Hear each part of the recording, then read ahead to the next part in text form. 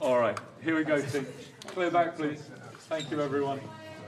Eye line's clear. Thank you. 10 on the top light. 40. 40. Okay, and put on the front, the Hudson, please. Examine the scrapes in the different light and all the wear and tear. It's really good. Let's go to shot 2, please. Yeah, that's why I'm wondering if literally we consider, I mean, I think that having the space around the pads is great. Let's eliminate things. Okay, team, so fall back To the behind degree that we camera, can. I'm not please. saying like necessarily here. That's what, look at you guys.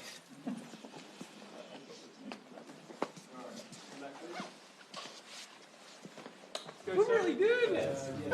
Thank you. ridiculous. Let's roll camera, please. Oh my God, that is cool.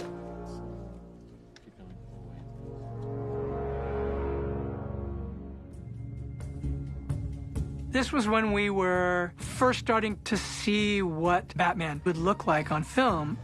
You know, Rob just being able to stand there and figure out how it would feel to be Batman, and you could watch him transform. And we did the same thing to see Zoe in her suit. And so she came out, and then we had to see the two of them together.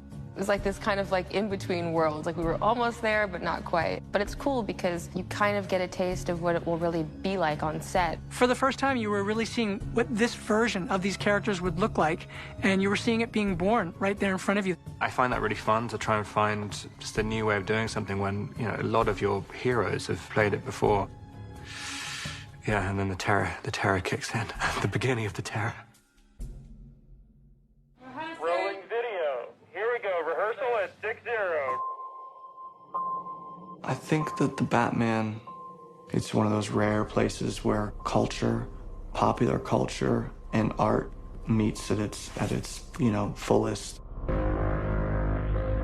And it's almost like the more people reinterpret it, the space to reinvent it gets smaller, but I think it actually just gets more specific.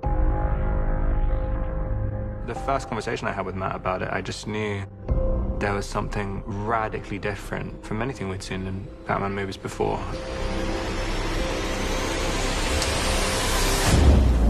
Ready, and 3, 2, 1, action!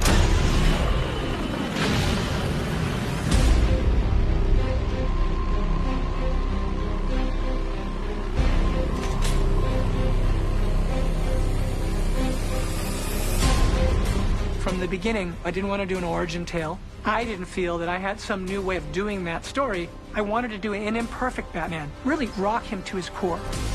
I don't care what happens to me. That is what I'm afraid about. To not be in total control, who was being challenged by these crimes and who didn't know how to do all of these things yet. So you were seeing a Batman who was still becoming. Renewal is about growth now. Matt just had an angle on something. I mean, it's definitely made some bold stylistic choices, but also story choices as well. Even some of the major plot points, or even in the comics, they're just wholly original.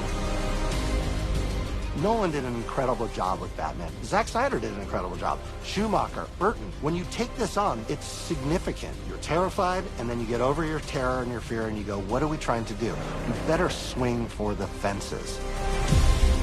There have been great Batman movies. You kind of have to feel like, okay, so can I come into this and do something definitive, distinctive, and different? That, to me, was the most important thing.